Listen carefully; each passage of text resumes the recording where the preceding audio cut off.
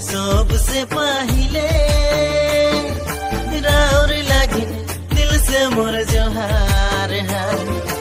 ये आशा सबसे पहिले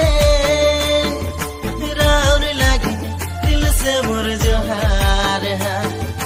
राउर लागिन आज मौका पाके मोय धीरे धीरे धीरे चलियालो। राउर लागिन आज मौका पाके मोय धीरे धीरे धीरे चलियालो।